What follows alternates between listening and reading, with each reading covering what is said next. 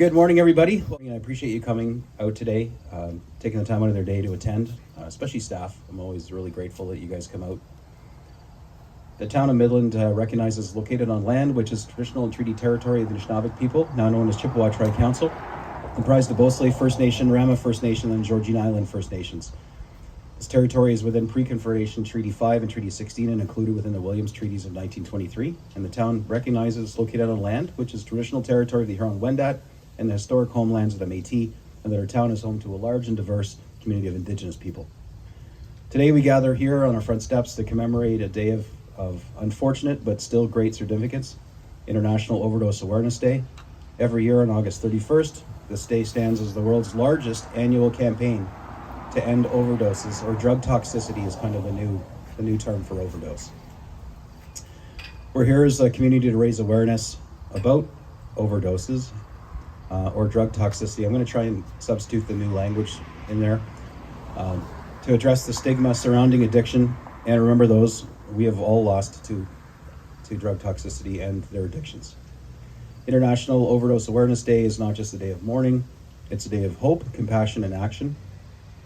Overdose deaths are not just statistics, they're our friends, our family, our neighbors, and our colleagues. Each life lost to an overdose leaves a void in our communities, and that void can never be filled again. Today is a stark reminder that we cannot afford to be complacent or silent in the face of this crisis. We can see it all around us, whether it's the downtown core, in our libraries, in our shelter system, even in our own homes with family members. It's an important conversation that we should host on all levels. I'd like to thank those who advocate. Lori Sanema is with us here today and has been with us, I think, for each of these days, at least the ones I've been at, and continues to advocate with lived experience. And it's quite a tragic story, and I think Lori's going to share a little bit with us because I think it's important for everyone to hear. It really brings home, that addiction and mental health issues and all the other complex issues that people face as a result of, traditionally as a result of addiction, result in a day like today where we need to commemorate and remember the people that have been lost to addiction. So holding space for conversations about Overdose Awareness Day leads to education, access to more supports and harm reduction services, even if the province doesn't agree with that position at the moment, as well as positive strides towards destigmatizing the crisis. Together we can make a difference.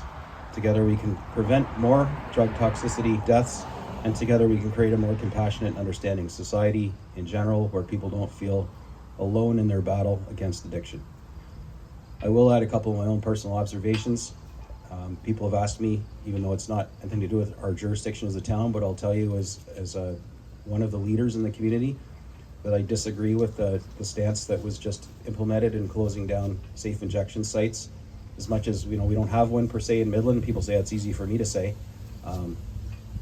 It just makes no sense to me that the new heart centers that are being proposed, which I do think are a great idea modeled after the London model, would eliminate that one component. It's like the missing piece, and it's more of a political response. And it's unfortunate. I think we're going to see an increase in HIV, an increase in hepatitis C, more discarded needles, more deaths in the public realm because there won't be somebody there to narc them back to life, and more public usage. So I hope at some point what all the experts, and I'm not one of them, are predicting to come from this sort of knee-jerk reaction. I hope that it doesn't come to pass, but I believe that it probably will, and that the government will see fit to reverse that and re-include these into their heart centers. I do agree that having them in close proximity to schools and other places where kids in like libraries and things like that is probably not the best idea. However, let them move. And right now they're prohibited from moving. They got to close down. So that's my little stump speech. Just from a governance perspective, I don't think that's a wise idea. There is, to some degree, safe supply in Midland in the sense that there's places for getting needles, but there's no clean drugs being given to folks, and there's naloxone kits available to everyone for free. You can get them at the pharmacy, you can get them at shelter. There's a number of places in the community you can pick these up. And I will also caution that they don't work on the new Trank or xylazine and these other additives that are being added to our opioid supplies, because those are not opioids. So Trank isn't going to reverse that. So when you see someone folded in half, which we're starting to see in the drug supply, bent over in an unnatural shape, but still conscious and semi-responsive, that Narcan's not going to work on. So this stuff is coming to Midland. We've seen it in the social media, now in the news. You saw the CTV bit, I'm sure. People they don't know what to do. And they're afraid, and this isn't the Midland that they remember. And unfortunately, this isn't Mayberry, and those days we're not going to go back to those days. We have to deal with what the hand we're played with right now. And drug toxicity and overdoses are going to increase.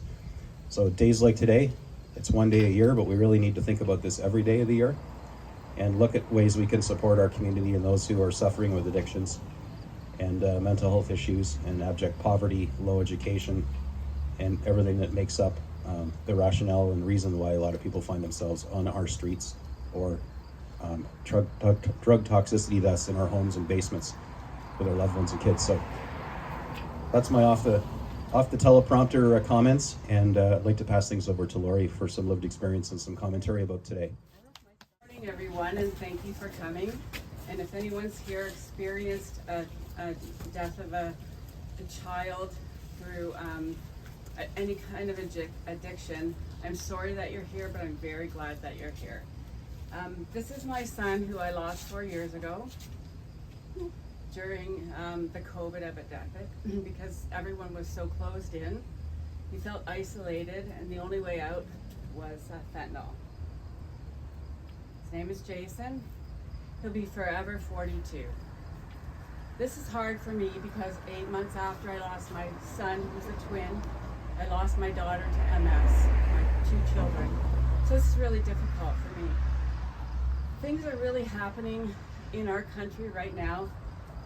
Thankfully, by Moms Stop the Harm. It was a group created in British Columbia by some ladies, and they saw the devastation in BC, especially in Gastown, where people were just dropping like flies, and no one was doing anything. So they stepped in, and I want to read just a small little thing because I'll get mixed up and then I'll cry. And so who they are, Moms Stop the Harm is a network of Canadian families impacted by substance use related harm and death.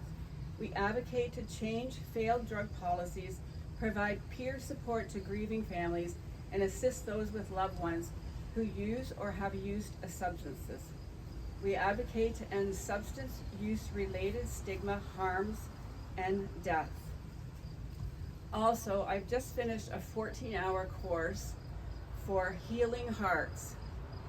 What Healing Hearts is, it's peer run, facilitated by me.